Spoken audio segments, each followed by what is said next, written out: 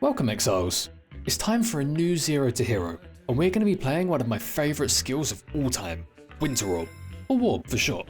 Winter Orb was introduced back in patch 3.5, and practically everyone was playing it. It was so good that it got nerfed hard, and was unplayable for a solid 20 leagues. But in patch 3.26, it received huge buffs and became my secret build for the last 2 leagues.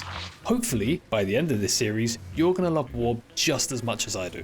The plan here is for us to start off as an Elementalist, using its generic power to farm up some currency. Once we have a little bit of starting cash, we can swap over to the Occultist and start the crit version of this build. We really won't be needing much to get it going, and it should be pretty powerful even on just a couple of Divines budget. For now though, we need to get through the campaign, and there's a few really powerful leveling uniques that you should know about.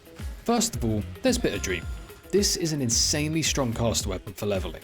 Usable at level 32, we essentially get a 9 link with 6 level 15 supports, all based around cold spells. It's a huge damage increase for only a Chaos Orb. Secondly, there's Replica Prism Weave. This gives a whole bunch of elemental damage to spells, and it's just a generically great leveling belt on a budget. Sadly, it is still 10C, so I'm not going to be able to afford this on a Zero to Hero budget. I've just realised I'm forgetting something really important. That's better. Now with added Mohawk. A quick campaign tip. In Act 6 when you run into the Kuri Fortress, don't run right towards the boss. Go left and keep going round. You'll find a bridge. Kill the mobs there for free tattoos. You can do this once per character, and these can sometimes be worth multiple Divines. Later on in the campaign, we're also going to pick up a higher rolled Carcass Jack, as Winter Orb scales from area damage and benefits massively from area of effect increases. We also grab Mute Wind Whisper Steps, which are just amazing boots for cold spell leveling, and a Sapphire's Frame for the spell damage and all res. And just like that, Katava is dead and the campaign is done, and I've ended up with 11 Chaos Orbs to get a few quick upgrades to my gear. And these are the upgrades that I got.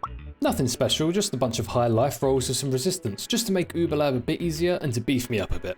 Speaking of Uberlab, yeah, okay Azara mate, that's enough inspirational quotes from you. Hey, and that's a 50C gem for my troubles. So, I need a way to make money with practically no gear. The obvious thing to do is more lab, but we all know about lab, and I want to show off some new different strategies for you guys. So I'm going to be doing blighted maps. Blight oils are extremely valuable right now, and you can actually complete a T16 blighted map without ever touching an enemy yourself. Let me show you what I mean. First, we want to buy a blighted map with a nice closed tight layout. Something with choke points that all the lanes are going to converge on. Then, we want to anoint the blighted map with 3 amber oils. Then we want to check the map to make sure that it's runnable. It can have any mod on it, except for monsters' action and movement speed cannot be modified below base value, and monsters cannot be stunned. These will basically make our little trick impossible to do. Lastly, we want to corrupt the map so that it's possible for tainted oils to drop. Double check again for those bad mods after you've corrupted the map. So once we've started the map and lanes are spawning, we're going to find a spot where 2 towers are close and place down a chilling tower and a seismic tower. We want to level both of these up twice, but we do not want to level either of them up to their final level, just level 3. Then, when we have another tower available nearby, we're going to place down an Empower tower and level that to level 3 too. This setup will basically keep any mob here infinitely. So, now you can just place down any damage tower, preferably a fire tower, which you can fully upgrade into a meteor tower, and then wait. When more lanes pop up, do the same again. Try to build this setup in areas where multiple lanes converge to save points. The bar at the bottom showing all the lanes also shows tower icons, which are what the mobs from each of those lanes are resistant to. So, if a bunch are immune to fire, build shock towers and upgrade them into arc towers, or minion towers and upgrade them into sentinel towers. It's super easy, you'll get the hang of it very quickly. That's my first blighted map done, and I got 149 chaos return on a 17 chaos investment. That's not bad at all.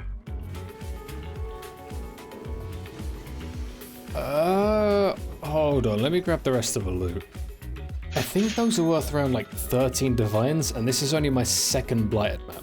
I think just for the integrity of the series, I'm going to sell them and take 1 Divine from it and just put the rest away for gambling at the end of the league. Also, if you're enjoying this video, consider liking and subscribing. It means the world to me, and it makes a huge difference for small channels like mine by telling the YouTube algorithm that people are enjoying my content. Hey, a Silver Whale, that's 165C. And a Divine Orb. And a tainted oil, Jesus Christ, that's 4.5 divines right there. And another divine. Ignore the fact I'm dead, that's just a bug. So I think it's about time we swap to crit. I've bought a Tollful, Wheel Clash, and Malachi's Loot. These all give huge bonuses based on power charges. However, they all do everything in their power to make sure you never have any power charges. So to negate that downside, we're going to slap on a pair of Ralakesh's booties with the power charge roll. So no matter what those 3 items try to do to our charges, we're always going to count as having the maximum amount of power charges available. +1 maximum power charge rings are extremely expensive. Luckily, since last league, Foulborn Ramirez Banquet exists, so I'm going to pick up 2 of those instead. And then I'll buy a Graven Secret Belt, which converts our number of maximum power charges into a number of maximum absorption charges instead, for a bunch of recovery from elemental damage. But since we have the Ralakesh boots, it doesn't actually fully convert our power charges. We get the benefit of both the power charges and the absorption charges. God, these boots are so good. And that's all the main uniques done. Now with all these spare divines, I can buy a Red Nightmare so that later on we can get block capped.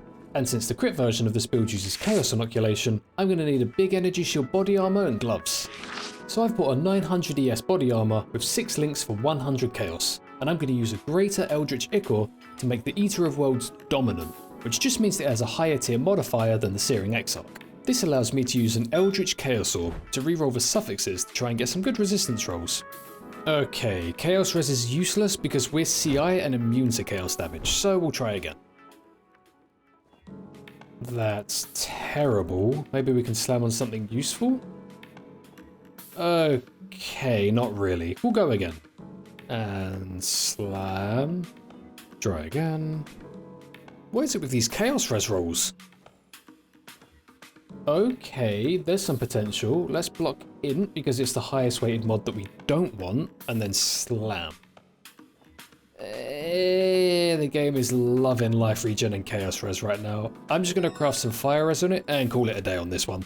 Wait, I'm an idiot. I need level 84 to wear it. I guess I'll buy a budget temporary body armor for now. You, sir, are not good, but you are good enough. I'm buying these energy shield gloves with a bunch of res and memory strands. Memory strands basically give you huge RNG on currencies that add a mod. So, if I block life and slam this, hopefully I get a really good energy shield roll, since it's so highly weighted. That went surprisingly well. Now I just need to craft % energy shield on them to finish them off. And realistically, that's all you actually need to do to swap to the crit version of this build. And all of that costed me just about a divine to do. That's insanely cheap. I guess that's the benefit of doing this 1 month into a league. We've swapped our gems over to have a 6-link Winter Orb setup instead of the weird 9-link Bitter Dream setup that we had. We can also now use Zealotry as an aura, since this is perfect for spell crit builds. And we're also going to put a cast when damage taken setup into our boots. We'll put a little bit of money into fixing up our flasks, and then quickly put some Eldritch Implicits on the chest and gloves, since lesser currencies are so cheap. Lastly, I quickly bought this amulet just to fix up my resistances. Those Stampede boots also sold for 13 div, so I'm going to take 1 div of that for myself and put the rest in the guild stash for some gambles later on in the league. And then we can run a normal lab just to reascend. And we even got a Ball Lightning of Static as a bonus gift. That's a few divines, I think. So since I've unspec'd all of the Ascendancy passives on my tree, I can click the altar, click the change button, and swap Ascendancies to the Occultist, taking Forbidden Power, Vile Bastion, Void Beacon, and Frigid Wake. It's the next morning and I forgot to turn the replay buffer on, but we've re-entered the Blighted maps and that's another Tainted Oil in my second map of the day. Nah, okay, the Blighted maps are too profitable, we're going to switch this up. So yeah, I'm going to stop doing the Blighted maps because they're just a little bit unethical. It's supposed to be a 0 to hero and I really don't feel like a 0 right now. So, I'm going to try out something else that's very beginner friendly. Newer players love Alch'd strats because spending their hard-earned currency on scarabs is a bit intimidating. So I'm going to be doing an Alch'd strat for a while, see what the profits are like, and then I'm going to add some very cheap scarabs to the same strat to see what difference it makes. Hopefully, this will be a really educational example for you Alch'd enjoyers. So we're going to be targeting Alva, the time-travelling loot lady, and her incursions. We want to build temples with the tier 3 Locus of Corruption, which players use to double corrupt their items. These temples are around 600 chaos each, so we want to finish farming every temple as fast as possible. So to complement this strat, we're going to put the rest of our Atlas points into fast mechanics that don't need any investment. I've chosen Heist, as blueprints can drop fully revealed thanks to the Casing the Joint Atlas node, and fully revealed blueprints sell for a decent amount right now. I've also spec'd into red altars, since Searing Exarch Embers currently sell for a pretty decent amount, and altars are always just some free generic currency added on. I found myself a black buyer, a couple of divine orbs, and got 2 Locus of Corruptions. So in around 2 hours of farming, I managed to finish 6 Vaal temples in total. My build is moving at the speed of a paraplegic snail, so I can't do them very quickly, and only 2 out of those 6 temples I made had a level 3 Locus of Corruption. Not great to be honest. Let's try it with some cheap scarabs. I'll be using 1 Influencing Scarab of Hordes and 2 Scarabs of Monstrous Lineage to buff up the pack size of the Searing Exarch mobs. I'll also be using an Incursion Scarab of Timelines whenever we have a corruption room of any level in the temple. This makes the final Alva run of each map drop an itemised temple, based on your current temple, but with random room levels. So, if we have a level 1 corruption chamber in our temple, we could just get given a level 3 Locus of Corruption for free. That's a 600 chaos reward for a 6 chaos scarab. And when we're using this scarab, I'll be specking out of the Artefacts of the Vaal node on the Atlas tree to try and get as many chances at using this scarab as possible. So it's been another 2 hours, and I farmed 6 more Vaal temples. This time, I got way more loot from the maps themselves, but I only got a single Divine Orb and no other lucky drops. So, I got 1 less Divine Orb this time, and I didn't get a Black Buyer worth 900C, and yet I still managed to profit 2 Divines more when I was using the Scarabs. So for you guys who are a little bit hesitant to invest into Scarabs, it really is worth doing. Every strat in this game will become more profitable per hour with the right Scarabs added to it. You will not regret it. Also, this was a really bad example of a farm. All that being said, we can now afford the last few upgrades for this video. We're going to start by trying to roll some cluster jewels that have blanketed snow, and then trying to use a fracture orb for a 1 in 4 chance to lock that blanketed snow mod in place, meaning it can never be changed while we craft on it. Sadly, we missed them both, so we'll get some more and we'll try again. Right, we've got 4 more lined up ready for a chance. Let's see how this goes. Okay, 1 out of 7. It's better than a kick in the bollocks. We've got a base to start crafting from now at least. So now we're just going to Alt Regal spam, aiming for the Widespread Destruction and Prismatic Heart major passives. A little tip for large cluster jewels.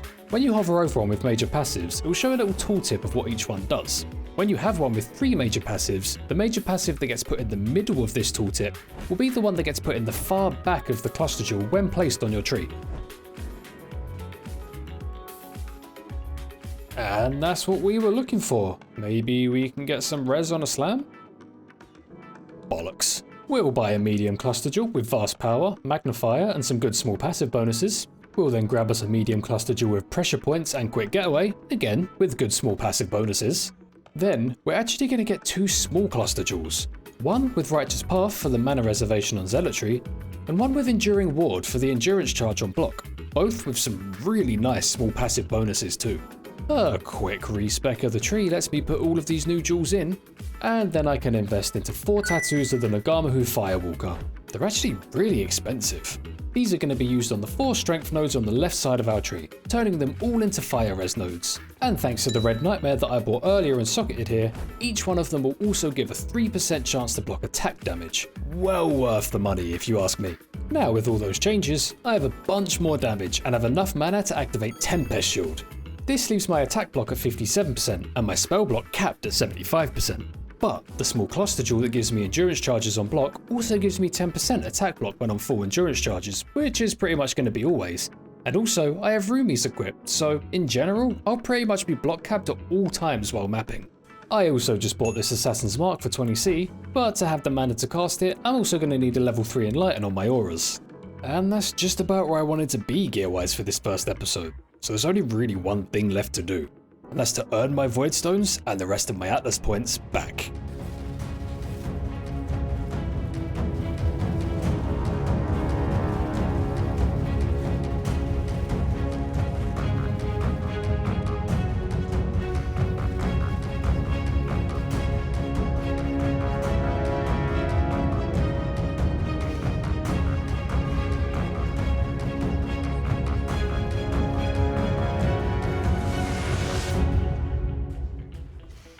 That's all my Voidstones earned back. And realistically, I didn't even need the Red Nightmare for that. If I got rid of that jewel, I'd have just done that on roughly a 5 divine budget with ease. Not bad at all.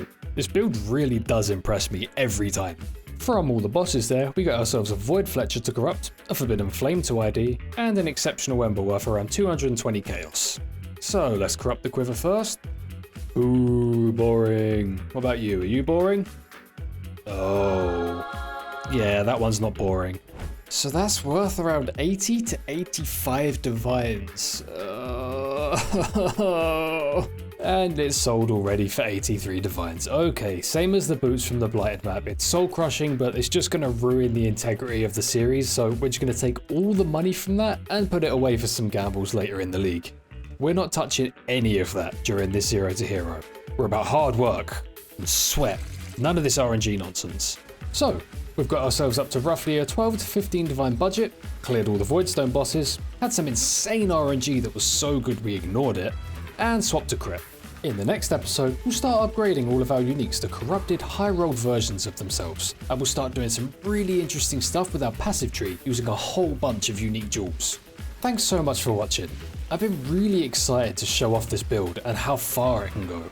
I really hope you've enjoyed, and I look forward to seeing you in the next one.